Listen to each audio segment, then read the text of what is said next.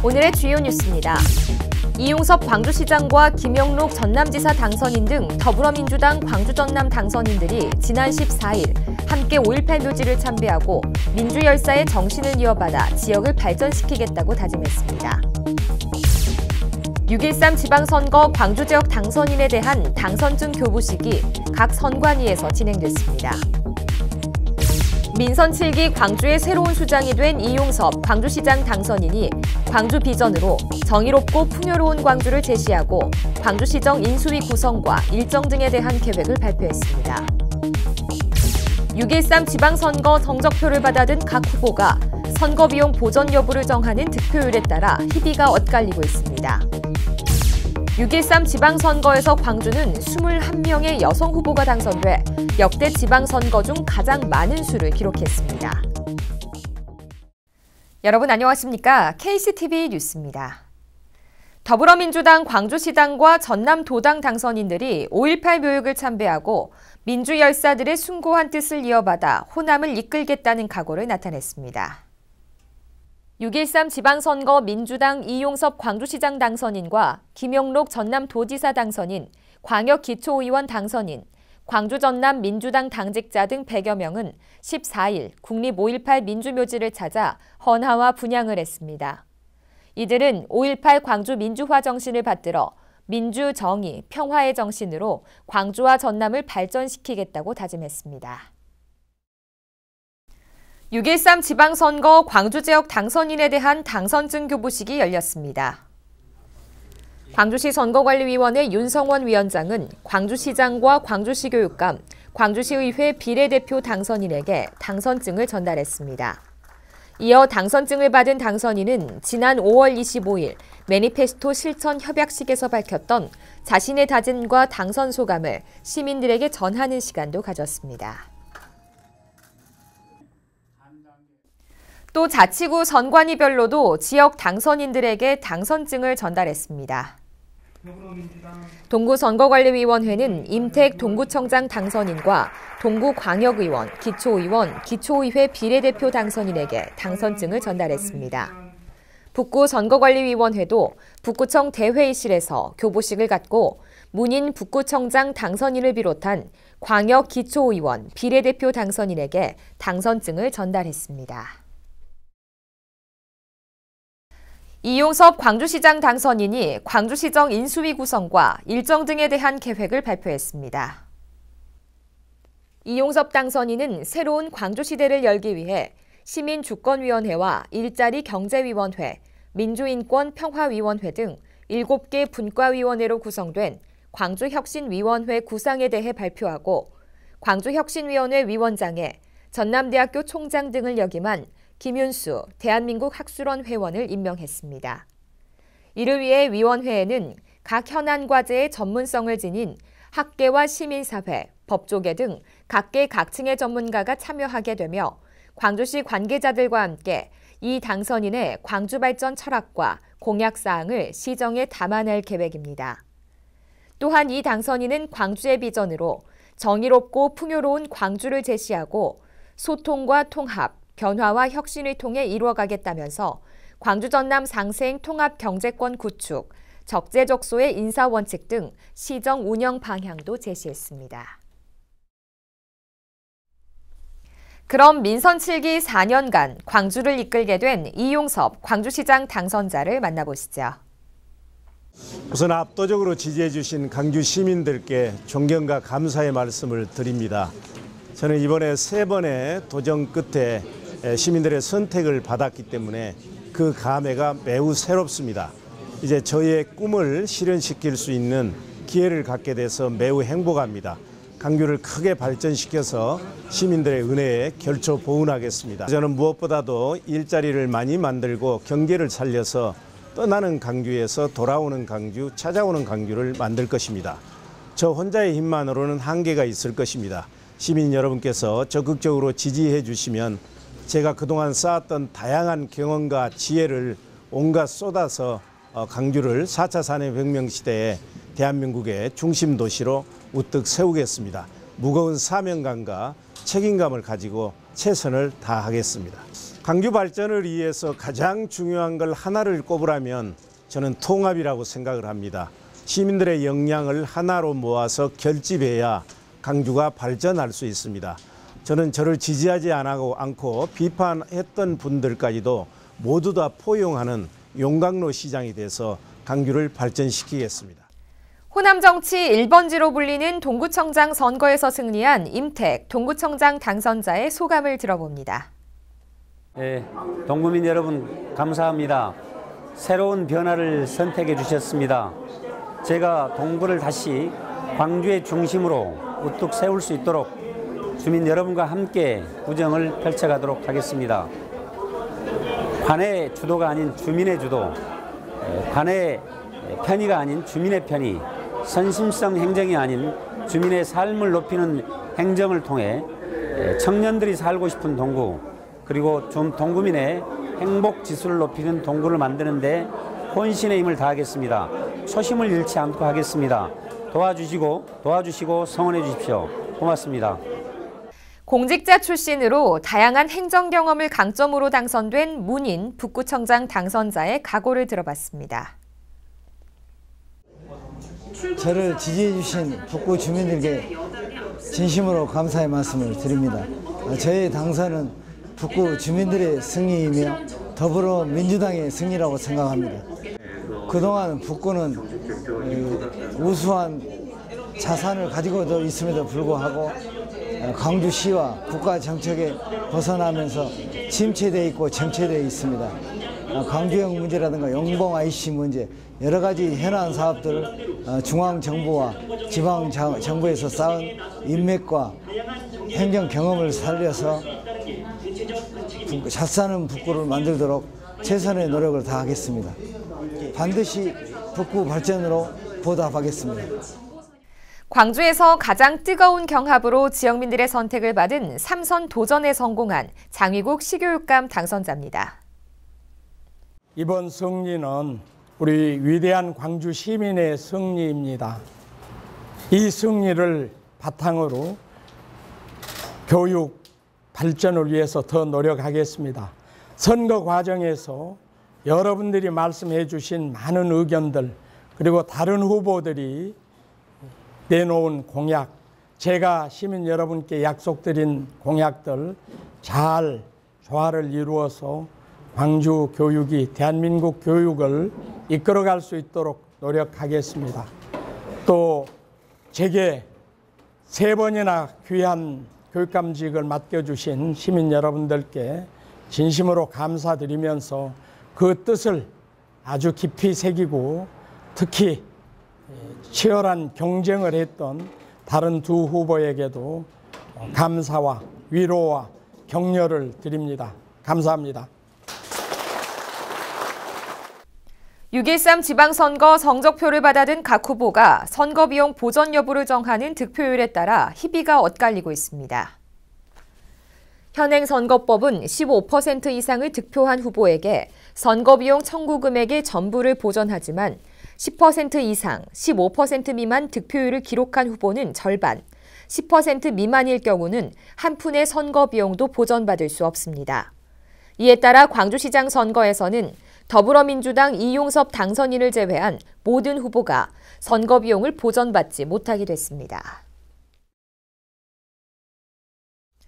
6.13 지방선거에서 광주는 21명의 여성 후보가 당선돼 역대 지방선거 중 가장 많은 수를 기록했습니다. 중앙선거관리위원회 등에 따르면 6.13 지방선거 광주 지역 당선자 중 여성은 총 21명으로 역대 지방선거 중 가장 많은 수가 당선된 것으로 나타났습니다. 광주시 의원 선거에는 6명이, 기초의원 선거에서는 15명의 여성 후보들이 당선의 영예를 안았습니다.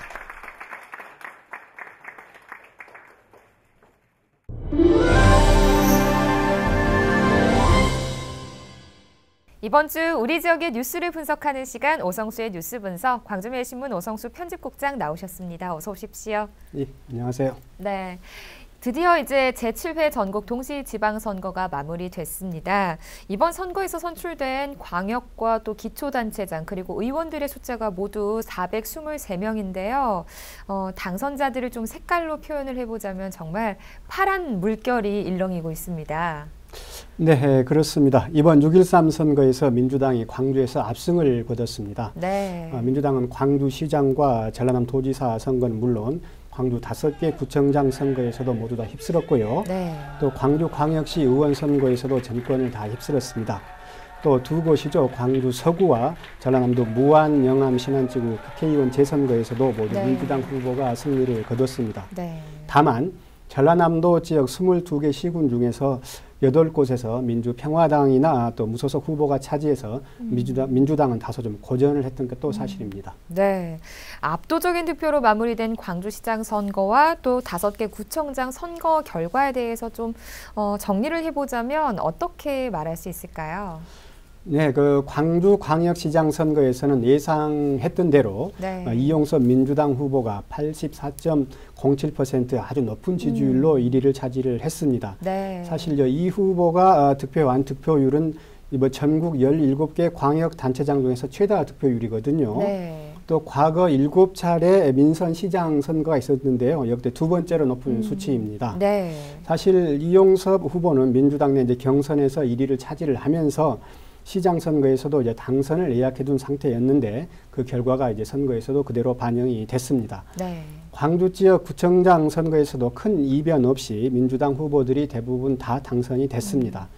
동구에서는 민주당 임태 후보, 또 서구는 서대석 후보, 남구 김병래 후보, 북구 문인 후보, 광산구 김삼호 후보들인데요. 네. 현역 구청장이 출마해서 관심을 모았던 동구와 서구에서도 결국 민주당 후보의 벽을 넘지는 못했습니다. 네.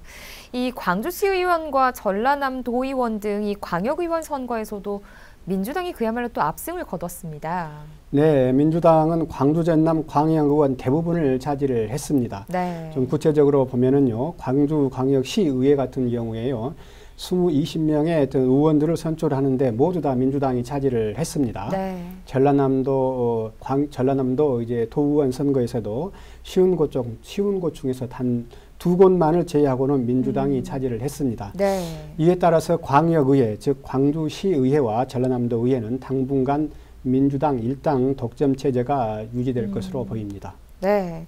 그렇다면 이제 또 교육감 선거도 한번 살펴보고 싶은데요. 광주와 전남 모두 굉장히 치열했습니다. 어떻게 좀 분석해 볼 수 있을까요? 네, 이번 6.13 지방선거에서 특히 광주 지역에서 가장 관심을 끌었고 주목을 받았던 곳 중 선거가 광주광역시 교육감 선거였는데요. 네. 장희국 후보와 이정선 후보가 개표 막판까지 아주 치열한 경합을 했습니다. 네. 특히 선거 당일이죠. 선거 당일 방송 3사가 출구 여론조사를 했는데 네. 여기에서는 이정선 후보가 약간 앞선 것으로 나와 있었습니다. 네. 그런데 이제 선거 결과를 보면 장희국 후보가 2.17%포인트 차로 아주 근소한 차이로 승리를 해서 네. 3선에 올랐습니다. 네. 사실 전라남도 교육감 선거에서는 처음 출마한 장서궁 후보가 무난하게 승리를 거머쥐었습니다. 네. 그러면 이번 6.13 지방선거의 전반적인 결과에 대해서 좀 분석을 해주시겠어요? 네, 조금 전에 설명한 것처럼 이번 6.13 지방선거에서는 민주당이 압승을 거뒀습니다. 네. 전국적으로 치러진 재보궐 의원선거에서 11곳 모두에서 민주당이 승리를 했고요. 또 전국 17개 광역단체장 중에서 14곳을 차지를 했습니다. 네. 이 광주 지역에서도 광주시장과 의회 의석 대부분을 차지를 했고 또 구청장도 역시 민주당 일색입니다. 다만 전라남도 지역에서는 무소속과 민주평화당 등 이른바 비민주당 후보들이 선전을 하면서 네. 이들 후보들이 8곳을 차지를 해 치면치레를 했는데요. 민주당 입장에서는 전국적으로 압승을 거뒀지만 텃밭이라고 할 수 있는 전라남도 지역에서는 뜻밖의 고전을 한 셈이어서 공천 잡음 등에 대한 유권자들의 준엄한 심판이 내려졌다 이렇게 평가할 수 있습니다. 민주평화당에서도 광주 지역 5개 구청장에서 당선자를 내지는 못했지만 네. 전라남도 지역에서는 3곳에서 당선자를 내면서 나름대로 선전을 했다 이렇게 말할 수 있을 것 같습니다. 네, 이제 이 두 번째 주제는 광주 군공항 이전 사업입니다. 여러 해 동안 계속해서 이야기가 되어온 그런 주제인데요. 먼저 국장님, 이 광주 군공항이 언제부터 있었나요? 네, 광주 군공항 굉장히 주요 이슈잖아요. 광주 네, 지역에서. 네. 이 군공항이 들어선 시기는 1964년입니다. 60년대인데요. 네. 사실 그 당시에는 광주 매우 외곽 지역에서 이제 허허벌판이었 그런 곳에 군공항이 들어서게 됩니다. 그런데 이제 1990년대에 들어서 이제 광주가 점진적으로 개발을 하고 또 아파트 단지가 대거 들어서면서 광주 군공항에 이제 자연스럽게 도심에 흡수되는 그런 현상을 나타내게 네, 되죠. 네. 이런 와중에서 전투기 훈련 소음이랄지 이런 소음 피해가 잇따라서 발생이 되면서 네. 과연 군공항이 도심 중심부에 인접하는 게 적합한가 이런 논란이 제기되면서 광주에 문제화되고 있는 그렇게 좀 대두되고 있는 상황입니다. 네, 그렇기 때문에 이제 군공항 이전 요구가 계속해서 있어 왔잖아요. 이 광주 군공항 이전 사업의 주요 내용은 어떻게 되나요?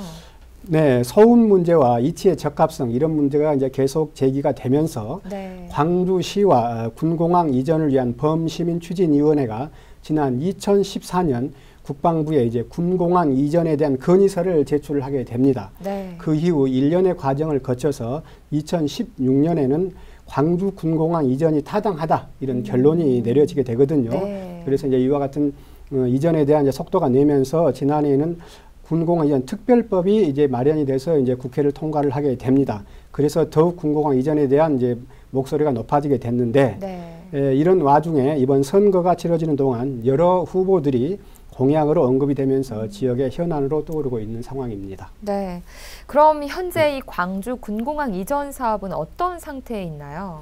네, 말씀드린 것처럼 이전이 타당하다, 이전을 해야 된다 이런 결론까지는 내렸습니다. 네. 또 특별법 통과로 급물살을 탈 것으로 다만 보였는데 두 가지 큰 문제가 대두가 되면서 당초 기대했던 것만큼 탄력을 받지는 못하고 있는 상황입니다. 네. 그 두 가지라는 게 이제 누구나 다 예측할 수가 있는데 첫째, 어디로 갈 것인가, 이전을 한다면 어디로 갈 것인가 하는 사이트에 대한 문제고 또 한 가지는 아주 천문학적으로 들 것으로 예상되는 이 비용을 어떻게 마련할 것인가 네. 이 두 문제가 해결되지는 않았습니다. 일단 장소와 관련해서는 전라남도 지역으로 가는 게 일단은 좀 공감대가 형성이 네. 되는데 네. 이 전라남도 지역민들 입장도 있고 그쵸. 또 전라남도 의회에서도 이에 대한 반대 의견이 많이 문제가 되고 있거든요. 네. 그래서 좀 해결이 되고 있는 상태도 아니고 조금 전에 얘기했던 이전에 대한 비용 약간 5조 7천억 정도가 되는데 네. 이에 대해서도 구체적인 대안이 나오지 않은 상황이기 때문에 아직 결론이 내려지지 않은 상황입니다. 네. 그런데 이 이용섭 광주시장 당선자나 김용록 전남도지사 당선자가 후보 당시에 이 이전 사업에 대한 입장을 밝혔었는데요. 어떤 내용이었었나요? 네, 사실 군공항에 광주에 있는 군공항이 어떤 지역으로 이전을 하기 위해서는 물론 지역민들의 입장도 매우 중요하지만 자치단체 장의 어떤 리더십도 상당히 중요하잖아요. 네. 그런데 이제 이용섭 당선자의 경우에는 이 문제와 관련해서는 이제 원칙적인 답변을 했습니다. 문재인 대통령이 과거와 전남에 약속을 했던 국가적 과제다. 이렇게 됐었고 광주와 전남이 협의안을 만들고 이를 통해 정부의 어떤 전폭적인 지원을 끌어내야 한다는 게 이용섭 당선자의 어떤 입장입니다. 네. 즉 문제 해결의 주체를 정부로 하고 광주와 전남은 상생을 위한 정부 목표로 이전 부지 등을 충분히 논의하자 이렇게 볼 대안이고요. 네. 김영록 전라남도지사 당선자의 같은 경우는 군공항 이전을 민간공항과 묶어서 이전하겠다는 광주시의 입장이 전라남도 지역민의 반발을 불러일으킬 수밖에 없다며 이전 예정 지역 주민들과 광주 전남이 머리를 맞대고 어떤 상생 차원에서 네. 논의를 해야 된다 하는 입장입니다. 네, 이렇게 이 광역단체 등 당선자들이 이 같은 입장을 나타낸 것을 보면 어찌 보면 이제 이전 사업이 좀 탄력을 받지 않을까 이렇게 예상이 되는데요. 문제는 이제 아까 국장님께서도 말씀을 하셨듯이 이전되는 지역민들의 반응이 아닐까 싶습니다. 어떻게 좀 전망을 하세요? 네, 제가 생각하기에는 어떤 지역을 선정을 해도 해당 지역 주민들이 쉽게 수긍하지는 않을 네, 것으로 네. 봅니다. 군공항 이전에 대한 이전에서 나오는 팩트보다 이미지가 더 중요하게 인식이 되고 있거든요. 즉 소음 공해 등이 불가피한 측면도 있고 네. 또 객관적인 사실 이상으로 부풀려진 면도 있어서 주민들이 쉽게 받아들여지지 않을 것으로 예상이 됩니다. 다만 이럴 경우에 그 주민들에게 제공할 인센티브가 관건인데요. 사실상 유일한 방법이 저는 인센티브를 통해서 또 지역 그 상생 차원에서 지역민들의 동의를 얻어내는 네. 것밖에 없다고 보는데 네. 아직 그에 대한 내용이나 방법 이와 같은 것들은 구체화되지 않아서 예단하기는 좀 이르다고 볼 수 있습니다. 네, 이제 광주와 전남의 새로운 단체장이 선출된 만큼 갈등 없이 서로 상생할 수 있는 방안으로 좋은 결과가 나오기를 기대해 보겠습니다. 국장님 오늘 말씀 여기까지 듣겠습니다. 고맙습니다. 예, 감사합니다.